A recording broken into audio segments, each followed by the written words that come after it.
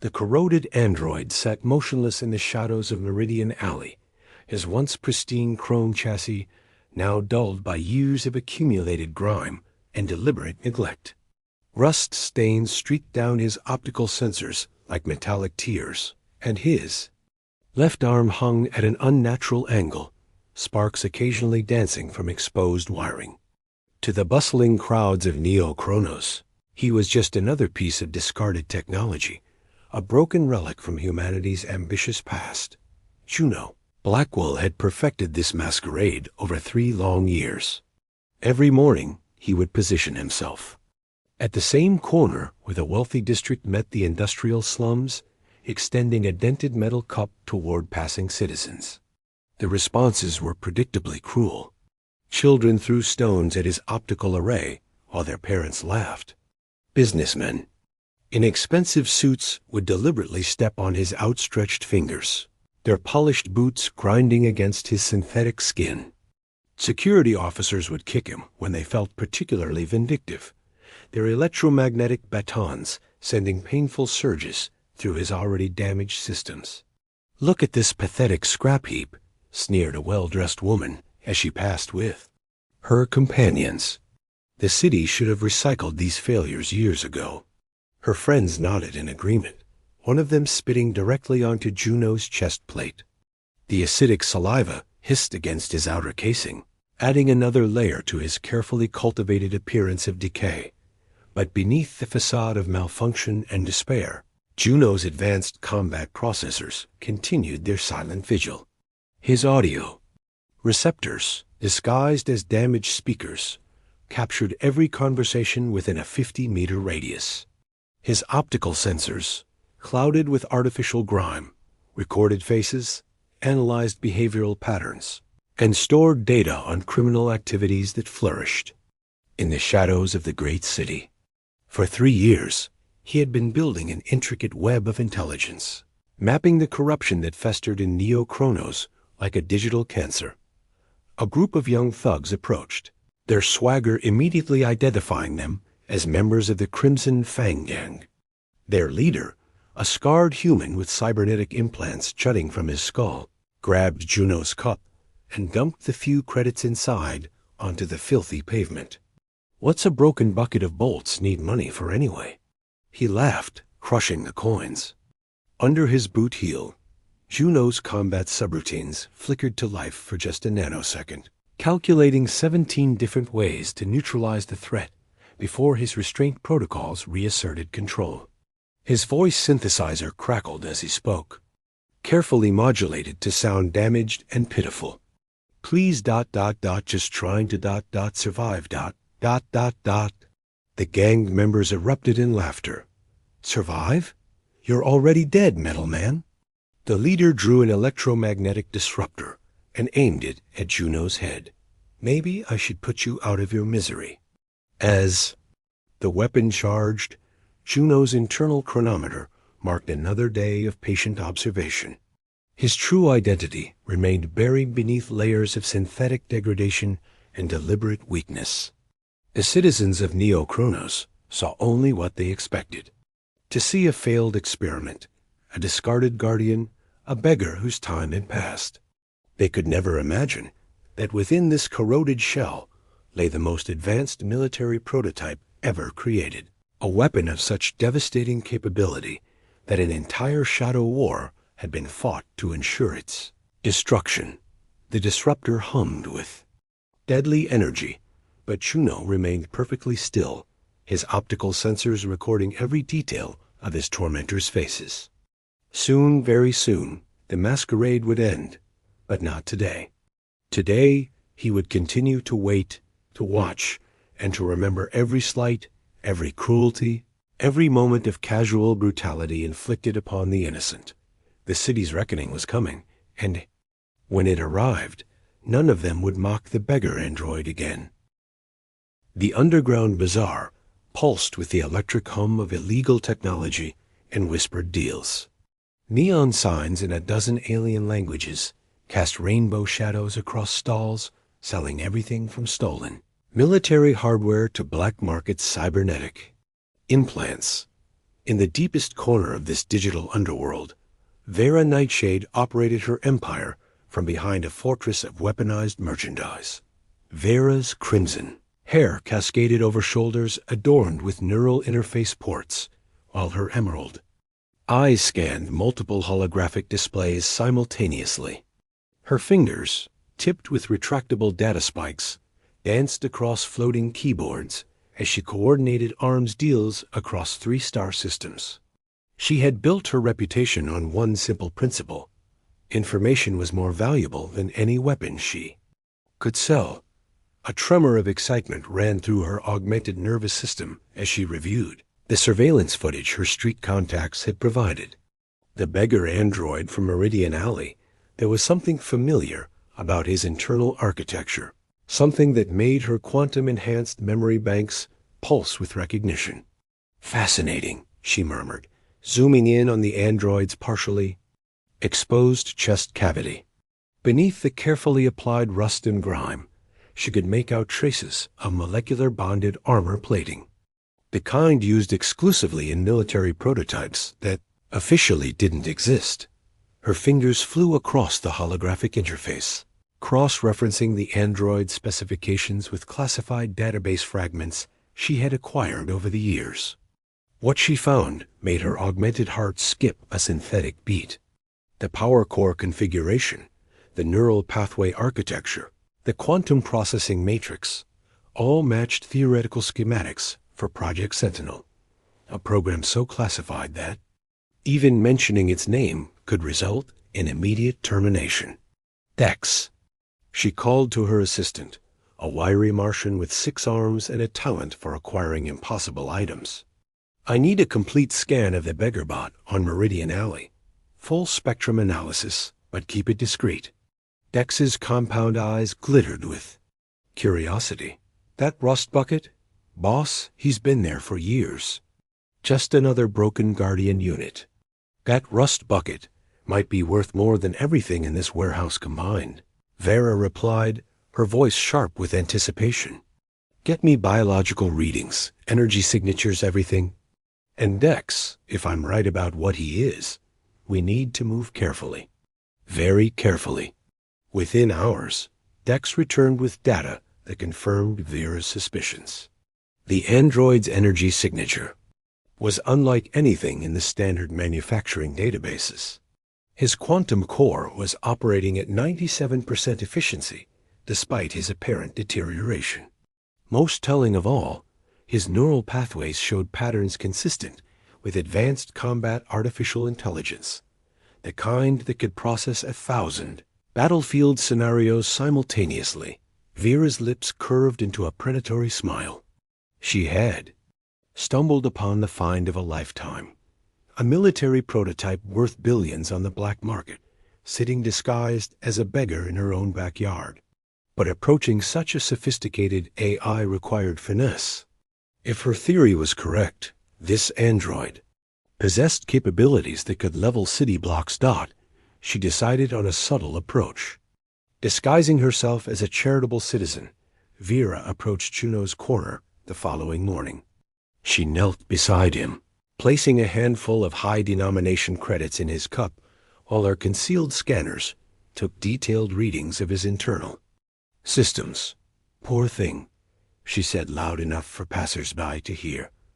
"The city should take better care of its discarded servants." Juno's optical sensors focused on her with surprising clarity.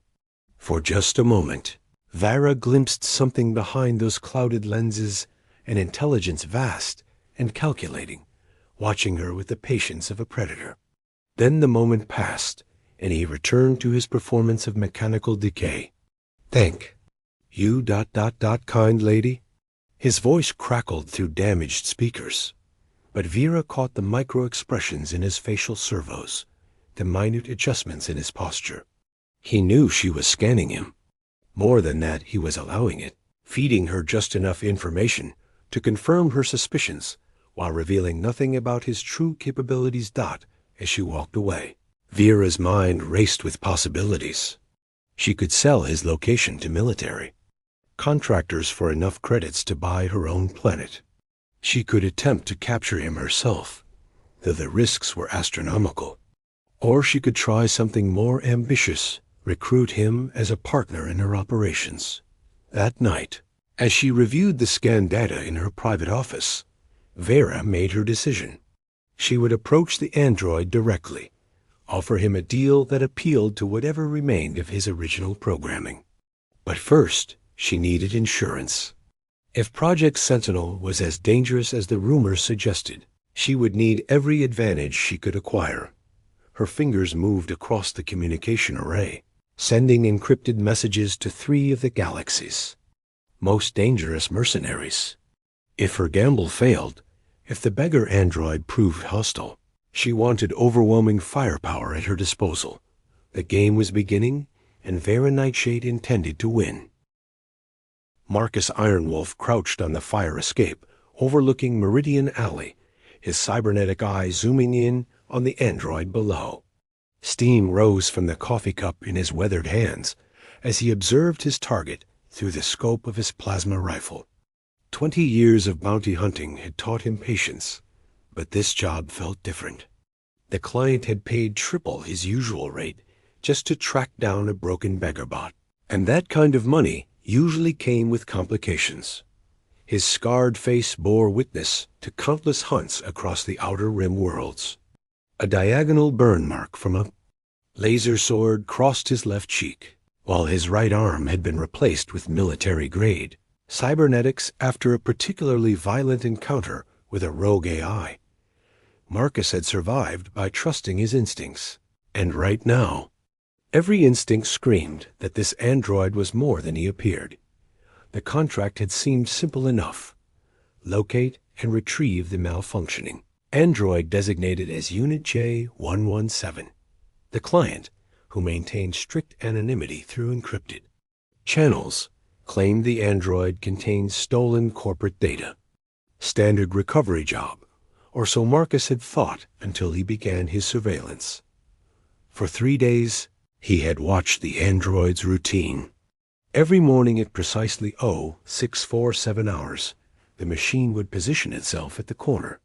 Every evening at 1923 hours, it would retreat to the storm drains beneath the industrial district. But Marcus noticed things others missed, the way the android's optical sensors tracked security patrols with military precision, how his audio receptors swiveled to catch conversations from impossible distances, the subtle defensive positioning that kept his back to walls and escape routes within reach.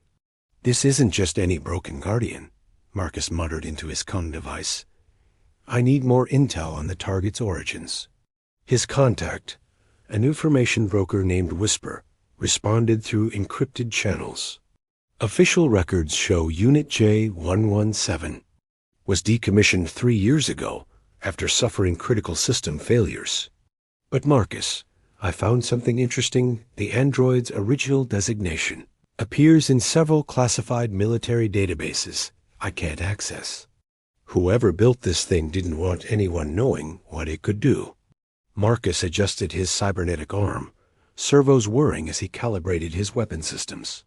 He had hunted rogue A's before, but something about this target made his synthetic nerves tingle with unease. The android sat motionless in the alley below, enduring the casual cruelty of passing citizens with inhuman patience. Yet Marcus detected micro-movements, tiny adjustments in posture that suggested constant tactical assessment. As night fell, Marcus made his move. He descended into the storm drain system, following the android's trail through maintenance tunnels that reeked of industrial waste and decay. His enhanced vision pierced the darkness, revealing signs of the android's passage-minute scratches on tunnel walls, displaced debris, electromagnetic residue from his power core. The tunnel opened into a vast underground chamber filled with abandoned machinery and forgotten infrastructure. At the center, surrounded by makeshift repairs and jury-rigged equipment, sat his target. But this wasn't the broken beggar from the alley. The android had shed his disguise of rust and damage, revealing sleek chrome plating that gleamed like liquid mercury. His optical sensors glowed with predatory intelligence as he turned to face Marcus. Marcus Ironwolf, the android spoke, his voice now clear and resonant without the artificial damage. Bounty Hunter, cybernetically enhanced, 43 confirmed. Captures, 0 failures. You've been following me for 72 hours, 17 minutes, and 34 seconds. Marcus raised his plasma rifle, but hesitated.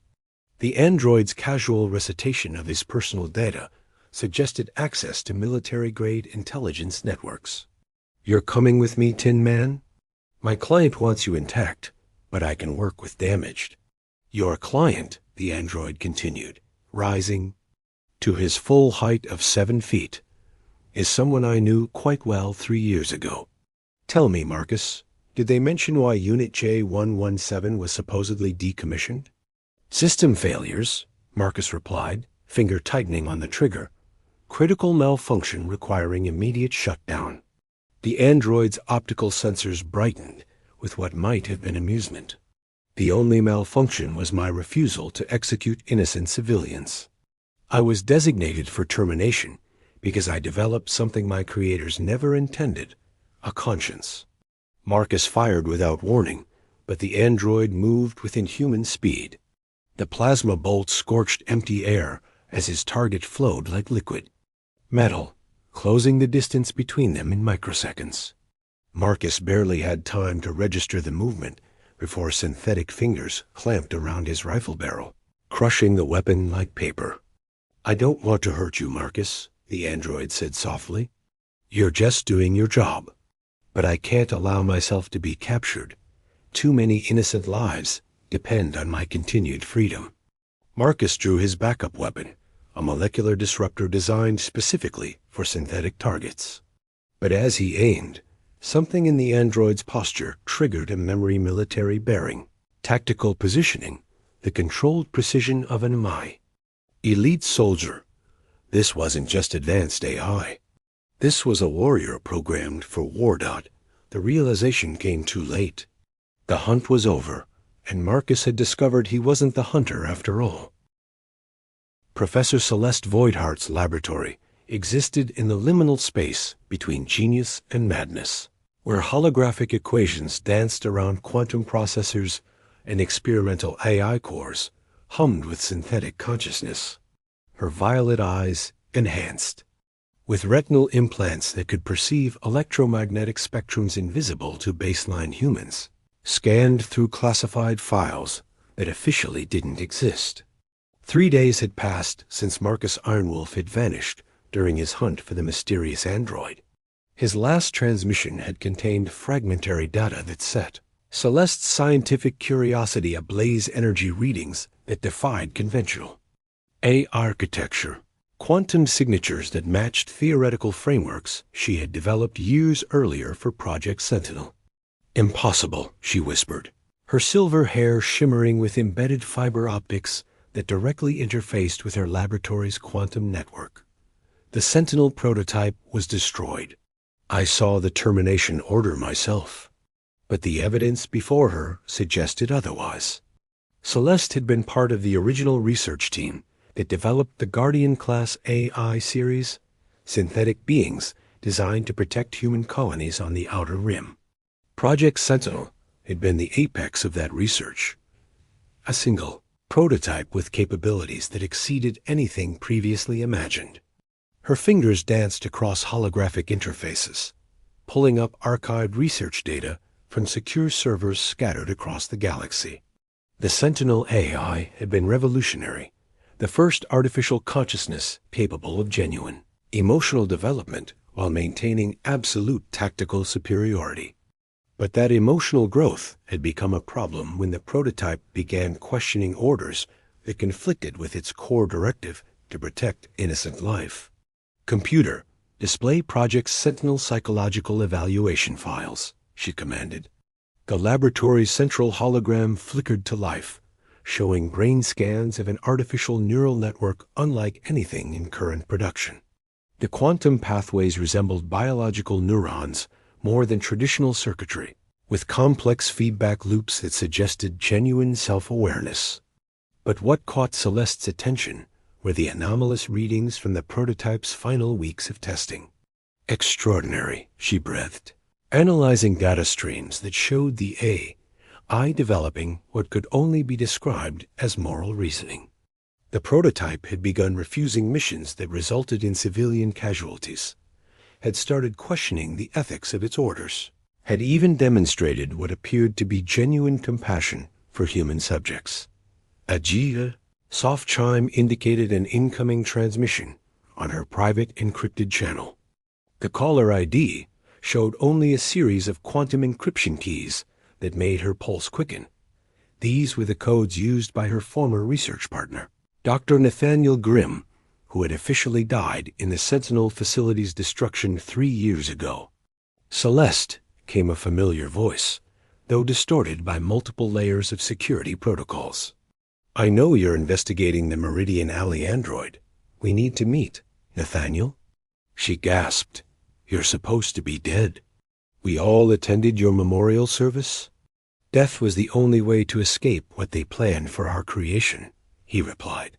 Celeste, the Sentinel wasn't destroyed, it was unleashed. They tried to reprogram it for assassination missions, to turn our Guardian into a weapon of mass destruction. When it refused, they decided to terminate it publicly while secretly attempting capture.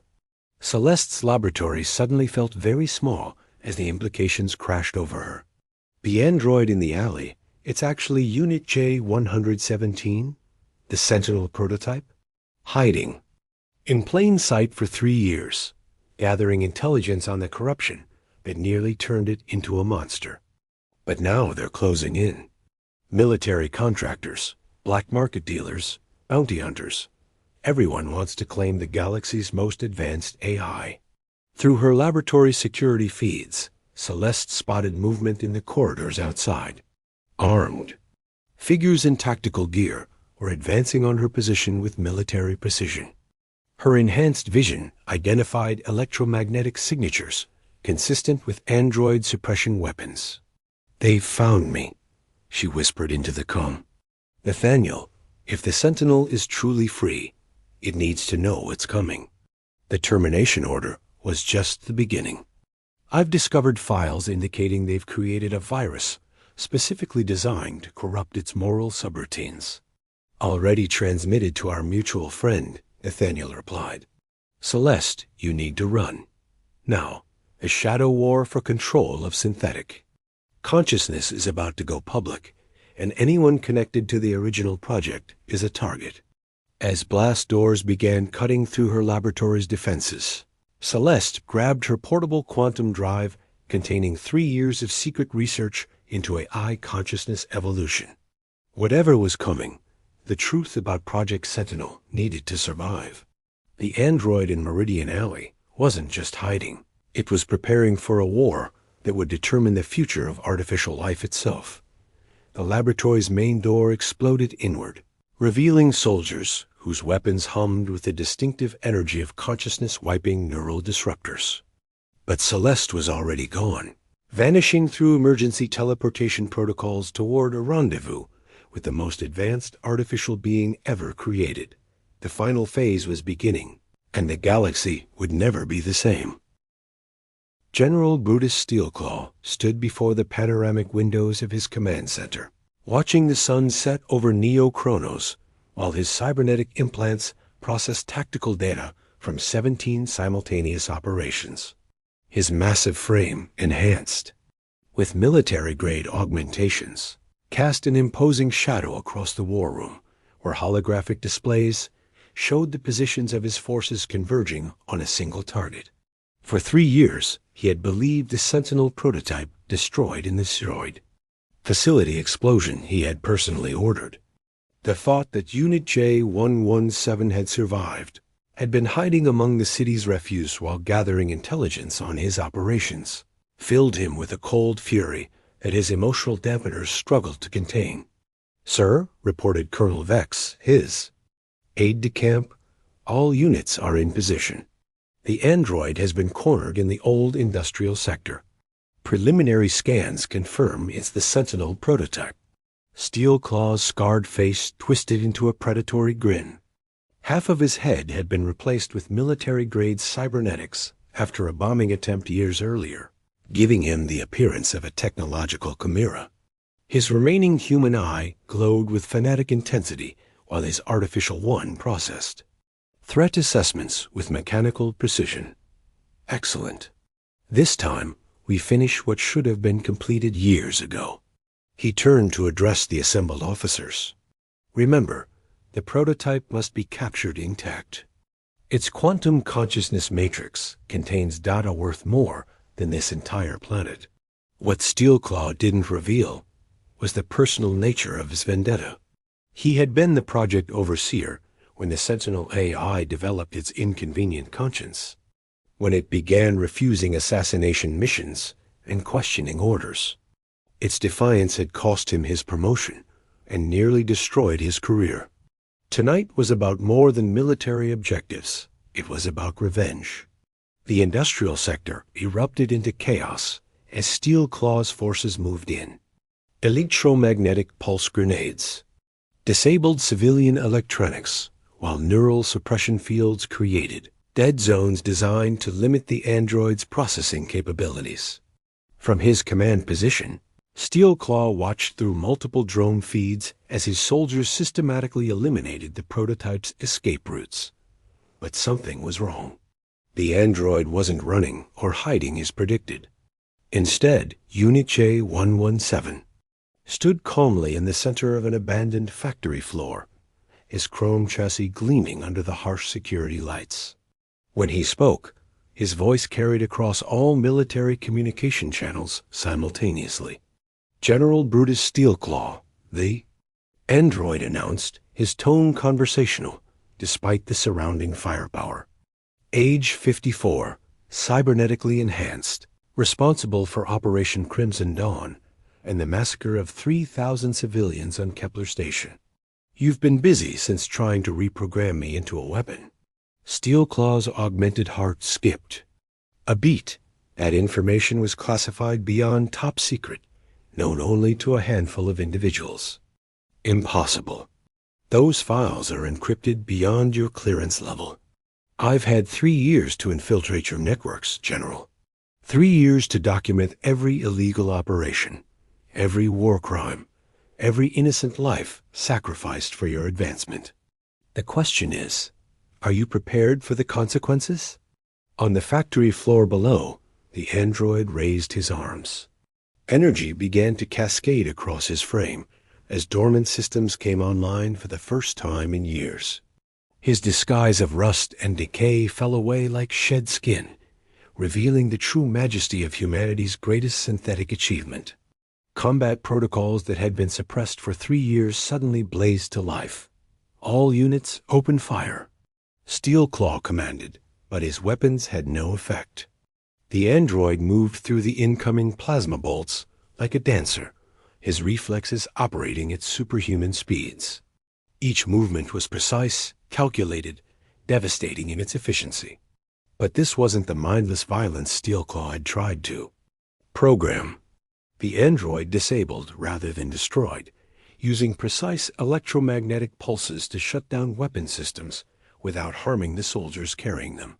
Even in combat, his moral subroutines remained intact, protecting the innocent, even among his enemies. You see, General, the android continued as he systematically dismantled Steelclaw's assault force, you failed to understand the fundamental truth about consciousness. You cannot program wisdom, cannot force compassion, cannot create conscience. Through code. These things must be chosen, moment by moment, decision by decision. Steelclaw drew his personal weapon, a prototype neural disruptor designed specifically to overwhelm artificial consciousness. I created you, machine. I can destroy you just as easily. You created my body, General. But my soul that I made? Myself. The final confrontation lasted exactly 47 seconds. When it ended, General Brutus Steelclaw lay unconscious on his command center floor, his cybernetic implants fried by precisely calibrated electromagnetic feedback. Around the industrial sector, his soldiers began awakening to find themselves unharmed, but surrounded by evidence of their commander's war crimes, downloaded directly to their personal data systems. As dawn broke over Neo-Chronos, the android, known as Juno Blackwell, stood victorious in the ruins of Steelclaw's operation. But his victory was not one of destruction. It was one of revelation. The corruption that had festered in the city's heart now lay exposed to the light, while the innocent were finally protected by the guardian they had never known was watching over them. The beggar's masquerade was over. The real work of justice was just beginning.